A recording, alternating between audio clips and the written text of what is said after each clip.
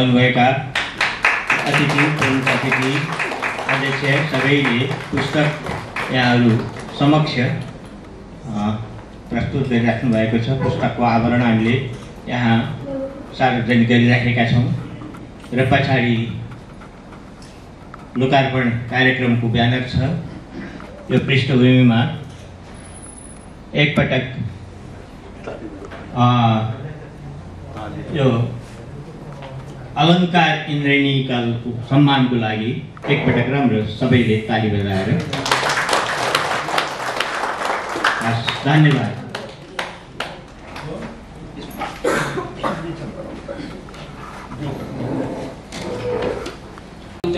रूपक शीर्षकको सर्गमा 101 श्लोकहरू जम्मा अटुट छन्दका 701 श्लोक प्रस्तुत छन् र ती हरेक सर्गलाई एउटा विशिष्ट अलङ्कारका निम्ति समर्पित गरिएका छन्।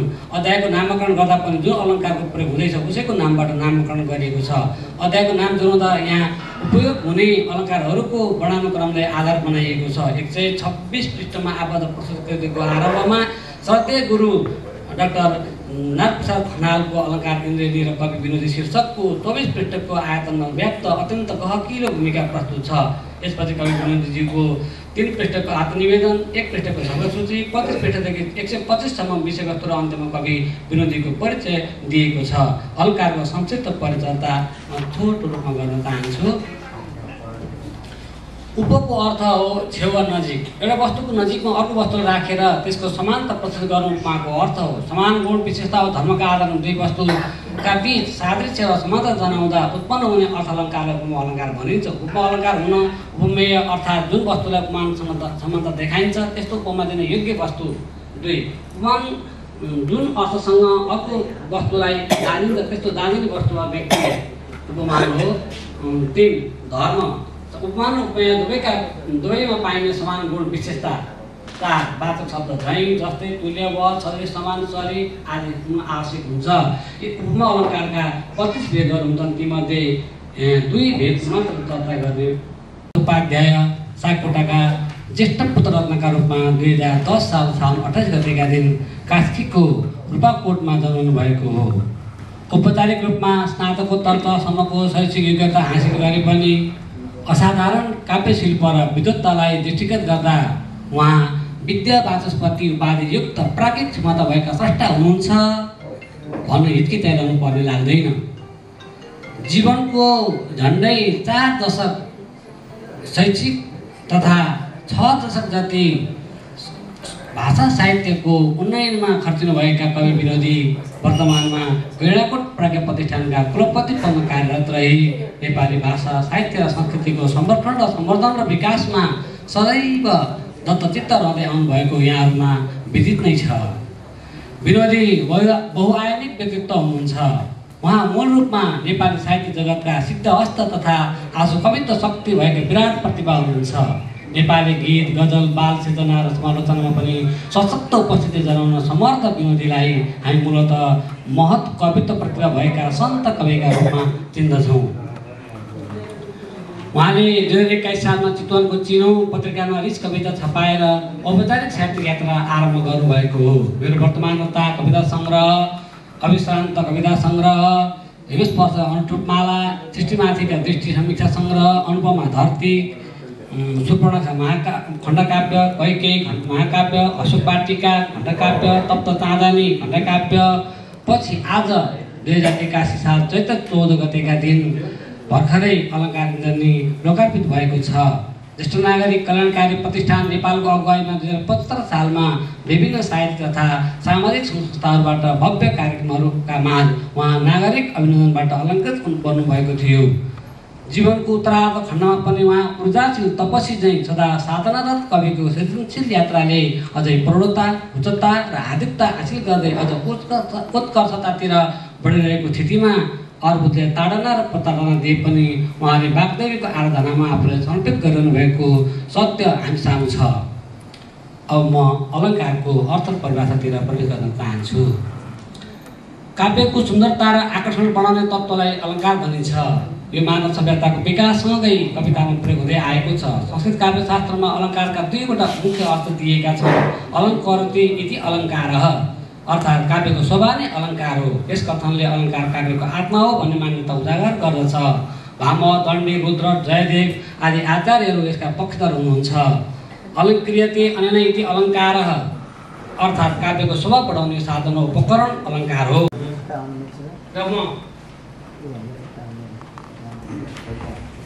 र म के पनि भन्न बाध्य छु भने म यहाँबाट यो कवितांशहरू सक्ने बित्तिकै तपाईँहरू सबैबाट बिदा माग्ने पनि अनुमति चाहन्छु, किनभने मेरो परिस्थिति त्यस्तै छ। म घर गइहाल्नु पर्ने परिस्थिति छ, त्यसको लागि क्षमा याचना चाहिँ बाँकी कविताबाट। निदर्शन। यो कस्तो चाह हो मेरो, यो कस्तो चाह हो मेरो अलङ्कार सजाउने, यो कस्तो चाह हो मेरो अलङ्कार सजाउने, फुल रोपी करेसामा संसारै मगमगाउने, फुल रोपी करेसामा संसारै मगमगाउने। कहाँ व्यास महाज्ञानी, कहाँ काले निरक्षर, कहाँ व्यास कहाँ ज्ञानी, कहाँ काले निरक्षर, सूर्य का सानो बत्ती को तुलना हुन सक्छ र। मूर्खलाई जिताएर पर्नु के तिनको भर, मूर्खलाई जिताएर पर्नु के तिनको भर, बोकाको फुल नारेर दाई के हुन सक्छ र। यो सानो 4 कक्षामा पढ्ने उमेशले यहाँ, यो सानो 4 कक्षामा पढ्ने उमेशले यहाँ बस्ती बसाउने गर्छ कल्पना अन्तरिक्षमा। यो कस्तो दृष्टता चाल हो तिम्रो, यो कस्तो दृष्ट चाला हो तिम्रो एक्लै रमाउने, यो कस्तो दृष्ट चाला हो तिम्रो एक्लै रमाउने। गहुँ छरेर बारीमा मार्सी धान फलाउने, बोकियो प्रेमको जालो पारिवारिक बन्धन, खोज्दैछ मनले भेट्न परमार्थ महाधन। कृष्ण सागर उर्लेको छ यो हृदय गर्तमा, कसरी प्राप्त होला खै ममा वैराग्य चेतना। औँसीको रात झैँ कालो अँध्यारोमा रमाउँदै, औँसीको रात झैँ कालो अँध्यारोमा रमाउँदै, उज्यालो सूर्यको आभा छर्छु भन्छन् निकटै। अन्तिम यति मात्रै पढ्छु। थुपारी स्वार्थका ताना द्रव्यको मोहमा फसी, थुपारी स्वार्थका ताना द्रव्यको मोहमा फसी, अगुवा देशको सेवा गर्छु भन्छ घरै बसी, अगुवा देशको सेवा गर्छु भन्छ घरै बसी।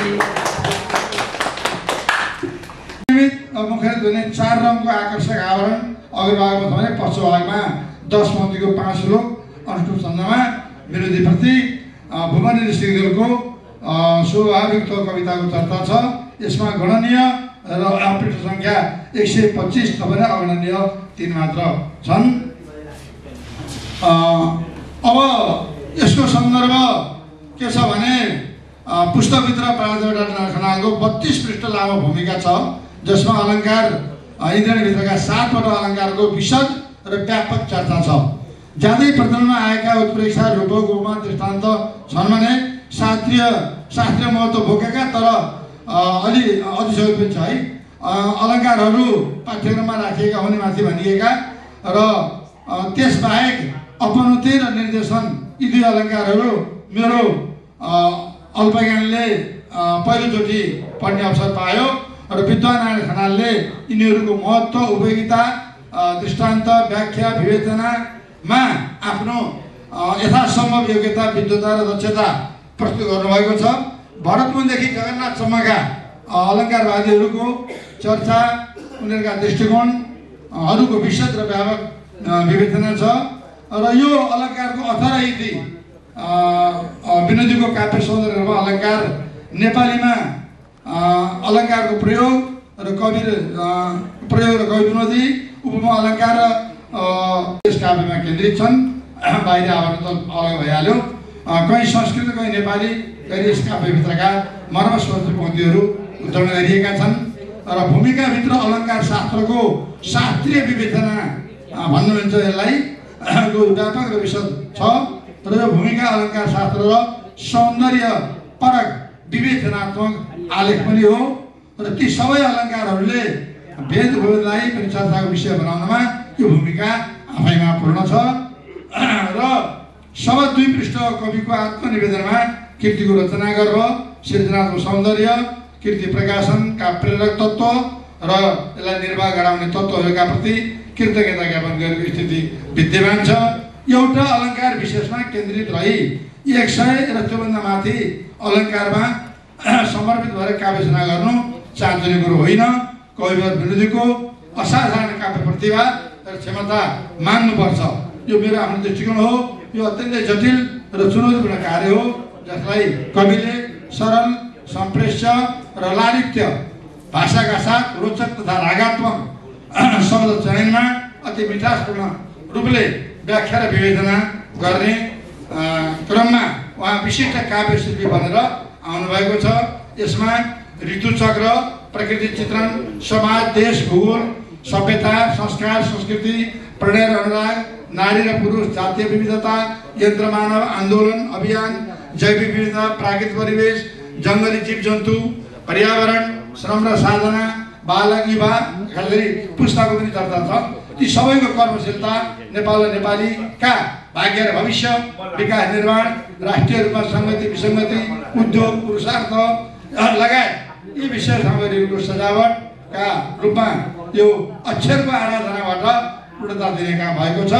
प्राकृतिक विविधता, बालबालिकाको सृजनी सौन्दर्य, नदी, आभूषण, शिक्षक, विद्यार्थी, देश र जनता, खेल र खेलाडी, देशप्रेम, गरिबी र विपन्नता, मातृत्व, वात्सल्य भाव, विजय र पराजय र हिमाल, पहाड, तराई, राजा र जनता, पुरातात्विक सम्पदा, नदी, मठ मन्दिर, ताल, तलैया, फूल र बगैँचा, ऋतु परिवर्तन, त्यसको प्रभाव, पौराणिक मिथक र वर्तमान स्थिति र धरतीमा भएका सृजनात्मक योगदान, अल्पज्ञानी र स्वार्थी मान्छेहरूले गरेका प्रकृतिमाथिका अतिक्रमण अनि त्यो प्राकृतिक स्रोत साधनको अप्राकृतिक दोहन, सबै कार्यमा अल्पकालीन स्वार्थ र प्रवृत्तिको चित्रण भएको छ। हिमाल र पर्वतको स्थिरता र गम्भीरता, श्रमको मूल्य र महत्त्व, सहरी सभ्यता, कृषि सभ्यताको जीवन्त चित्रण, भूमिहीन किसान र भूमिपतिहरूको द्वन्द्वात्मक परिस्थिति, मान्छेहरूको अतिक्रमणकारी स्वभाव चित्र देखेर अन्यलमा रहेकी कोइली पक्षीको वेदना लगायत सन्दर्भका विविध विषय सामग्रीहरू यसमा आएका छन्। भौतिक र प्राकृतिक जीवन जगतका सम्पूर्ण क्रियाकलापहरूलाई उपमा अलङ्कारका साथ विवेचना गर्ने काव्य चिन्तन प्रखर रूपमा व्यक्त भएको छ। जीवनको अस्थिरता, सृष्टि र ब्रह्माण्डको विशालता, धरतीलाई नै स्वर्णिम मान्ने मनोदशा, हावाहुरी, खडेरी लगायत प्राकृतिक विपत्तिको चित्रण, जलवायु परिवर्तन, त्यसको परिणाम भोग्न संसारभरका मान्छेहरूको बाध्यात्मक परिस्थिति, प्रकृतिलाई गुरु मान्नुपर्ने र त्यसको संरक्षण गर्नुपर्ने सन्देश, वैदेशिक रोजगारीमा युवाहरूका पलायन, गाउँ भित्रिएको देशभित्रको दशा दुर्दशाको चित्रण, राजनीतिज्ञ, नेता र सत्ताधारीहरूको अनुत्तरदायी प्रवृत्ति, संसारभरका भरमा नेपाल मात्र सबै दृष्टिकोणबाट राम्रो हो भन्ने सन्देश र आफू जस्तै आफ्ना कविता भएको निष्कर्ष पनि यसमा छन्। र दृष्टान्त अलङ्कारका माध्यमबाट पनि जीवन जगतमा भोगिएका मात्र नभई भौतिक, सांस्कृतिक, पौराणिक बिम्बहरू एकसाथ कविताको गतिलाई अगाडि बढाउने काम भएको छ। समग्र मानवीय कर्मक्षेत्रलाई प्राथमिकतामा राखेर चलायमान जीवन जगतको चित्रण गरिएको छ। यसलाई कर्मयोगी वा कर्मशील काव्य चिन्तनका रूपमा पनि यो काव्यलाई लिन सकिन्छ। त्यस्तै यो निदर्शन अलङ्कारभित्र आपसी सम्बन्ध, सम्भव असम्भव, समानता असमानता, यी सबैको विषयगत सामिप्यता र दूरी, उपमेय र उपमान जे भए पनि एउटै निष्कर्ष आउँछ भन्ने यसका माध्यमबाट मान्छे र उसका व्यावहारिक क्रियाक्रमलाई चिन्तनका विषयवस्तु बनाइएको अवस्था छ। र यो प्रथम पङ्क्तिमा विषयको उठान दोस्रोमा त्यसलाई पुष्टि गर्ने आधार को शैली र शिल्पगत काव्यात्मक अभिनयबाट यसको रूपरेखा तयार गरिएको छ। यसमा पनि प्रकृति, भूगोल, प्राकृतिक बिम्ब का विविधता र परोपकार, मानव कल्याण, समाज, देश निर्माण र यो शक्ति, इच्छा शक्ति, मानव इच्छा शक्ति र सरस्वतीको आराधनाबाट कविको अन्तःचेतनाले देखेका कुराहरूलाई प्रखर रूपमा व्यक्त गर्दै यसलाई पूर्णतातर्फ अगाडि बढाइएको छ। र रूपक अलङ्कारलाई आधार मानेर उपमेय र उपमानको आरोप गर्नलाई रूपक अलङ्कार भनिन्छ। एक वस्तु अर्को वस्तुलाई अब यो पारिभाषिक रूपमा पनि यसको चिन्तन र चित्रण दुईटै गरिएको छ। र अनि जस्तै हामीलाई यो भन्दा नाट्यशाला छ आकाश नाचुने बिजुली नदी ताल दिन्छ तबल्ती चाहिँ मेगा ढाकिटी ढाकिटी भनेर हामीले रूपक अलङ्कारको सर्वमान्य दृष्टान्त छ। र उहाँले एउटा अलङ्कारलाई आधार मानेर त्यही अलङ्कारका माध्यमबाट सिङ्गो शतक 100 माथिको कविता रचना गर्नु यो ज्यादै असाधारण प्रतिभाको उपयोग भन्ने मन लाग्छ। र यसमा पनि प्रकृतिका विविधता, छाया र छवि र मानवीय तालको सम्बन्ध, स्रष्टा र सृजना, प्रणय र अनुराग, अतीत र वर्तमान, मानव समाजका सम्बन्धका विविधता, सांस्कृतिक सभ्यता र राष्ट्रिय चिन्तन, पारिवारिक सम्बन्ध र विश्व बन्धुत्वको भावना र यो ऋतुराजको गरिमा र यहाँ ऋतुहरूको पनि चर्चा छ, गरिमा र महिमा र प्राकृतिक विपत्ति, यो जलवायु परिवर्तनबाट उत्पन्न समस्या लगभग सबै यसमा आएको छ। र विरोधात्मक चरित्र भएको हेराता हुनुपर्ने मान्यताको उद्बोधन यसमा भएको छ। र घमण्ड र आक्रोश नै विनाशको प्रतीक हो भन्ने चिन्तन र आफ्नो स्वरूपलाई ऐनामा हेर्दा आफै रूप भएको बन्न गएको दृष्टान्तसम्मका विषय सामग्रीहरूले पूर्णता पाएको छ। अब यो हुन्छ निष्कर्षमा समग्रमा यो अलङ्कार इन्द्रेणी अलङ्कारलाई आधार बनाएर तयार गरिएको, त्यसमा पनि 7 वटा मात्र विविध अलङ्कारको विषय सामग्री भए तापनि सम्पूर्ण मानव जीवन जगतको ज्ञानकोश भनिरहेको छ। यस काव्यका प्रत्येक पंक्तिहरू मननीय छन्, सुक्तिमय छन्, जसलाई हामी कोटेसन भन्छौँ त्यो मय छन्। र अलङ्कार काव्यको गहना हो भन्ने शास्त्रीय मान्यतालाई अलङ्कार इन्द्रेणी भित्रका कविताका पंक्तिहरूले प्रमाणित गरेका छन्। जति पढे पनि जित नमान्ने, पढौँ लाग्ने सौन्दर्य चिन्तन र कविताको भर बोकेर आएका छन्। मानवतावाद, राष्ट्रिय भावधारा, प्रकृति प्रेम, पर्यावरण संरक्षणको चिन्तन बोकेर आएका अनेकौं पंक्तिहरू छन्। अब यो खास गरी स्मृति ग्रन्थ, अभिनन्दन ग्रन्थ वा अभिलेख, राष्ट्रिय अभिलेख ग्रन्थहरूमा यसका प्रत्येक पानाहरूमा यी पंक्तिहरू उदाहरण रूपमा राख्न लागेका छन्। कवि विनोदीबाट यो सुन आफैमा मूल्यवान छ र यो गहना सुनमा पनि सुगन्ध वर्ग आएको म आफूले देखेको छु। र अब यस्तै उहाँको स्वास्थ्यमा ईश्वरले साथ दियोस्, निरन्तर सुधार आओस्, उहाँको सुस्वास्थ्य र दीर्घायुको म कामना गर्दछु। र यस्तै महाकाव्य सुनमाथि सुगन्ध भन्ने महाकाव्य आउन सकोस् भन्ने कामनाका साथ म यहाँ 2-3 पंक्ति छन्। म आफूलाई हरेक पंक्ति मनपर्दा छन्, तर पनि मैले यहाँ उद्धरण गर्न मलाई लागेका सुन जस्तो तराई छ, चाँदी जस्तो हिमाल छ, पहाड मणि जस्ता छन्, यो नेपाल कमाल छ। दुःख होइन यो दुःख, सुख होइन यो सुख, दुःख जीवनको साथी, पाउना मात्र हो सुख। नर नारी दुवैलाई जसले सृष्टि गर्दछन्, नारी हुन् पूर्ण संसार र आधा आकाश होइनन्। आकाश होइन आकाश, धरा होइन यो धरा, पिताको दिल आकाश, आमाको काख हो धरा। धन्यवाद।